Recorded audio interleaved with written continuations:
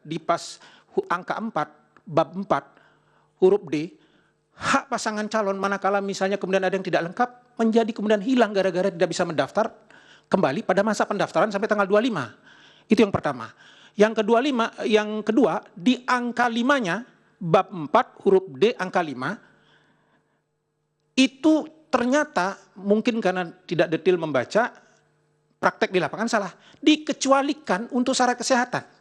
Jadi artinya ketika tanggal 25 itu, tanggal 19 itu memberikan berkas, lengkap tidak berkas, ya sudah kasih berita acara. Bahwa di situ tidak ada syarat kesehatan, itu dikecualikan. Dikembalikan. Itu muncul itu di angka 5.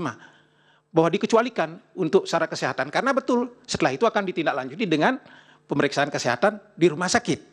Maka inilah yang kemudian betul, saya tidak bantah. Ketua termohon mengatakan tanggal 28 lah baru berita acara yang lengkap kemudian disampaikan. Apalagi kalau tanggal 28 itu sudah dilakukan verifikasi kebenaran dokumen, semuanya benar, memenuhi syarat, disampaikan. Tetapi benar juga bahwa tanggal 19, tanggal 25 itu hanya lengkap, ada apa tidak. Sehingga kalau ada yang orang mengatakan juga bahwa pada saat itu KPU sudah harus menolak Gibran, ya enggak juga. Harus diterima dulu, betul. Terima dulu Gibran. Nah, tapi karena alas hukumnya pasal peraturan KPU 19, setelah dilakukan verifikasi, pada masa, coba nomor ini pada masa, slide pertama.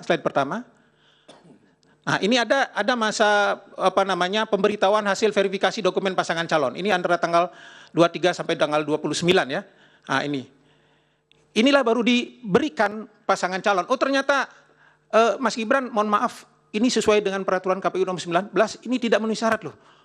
Belum cukup ini. Dikembalikan untuk diperbaiki. Maka tahapan-tahapan berikutnya nanti pasangan calon akan mengganti pasangan calon kalau ternyata peraturan KPU-nya belum berubah.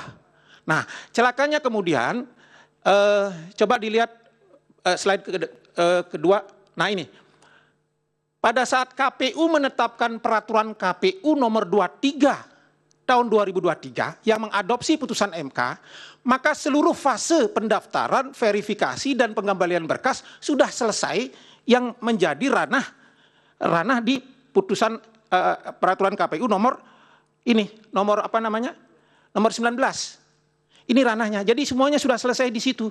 Baru kemudian begitu menyangkut masalah nanti penggantian calon, kalau ada yang kemudian harus diganti calonnya, verifikasi baru dan seterusnya, baru dia masuk ranah peraturan KPU nomor 23. Jadi dengan penjelasan saya, itu saya ingin mengatakan bahwa memang Gibran itu harus dikembalikan berkasnya pasangan calon. Ini belum memenuhi syarat loh. Tidak di depan.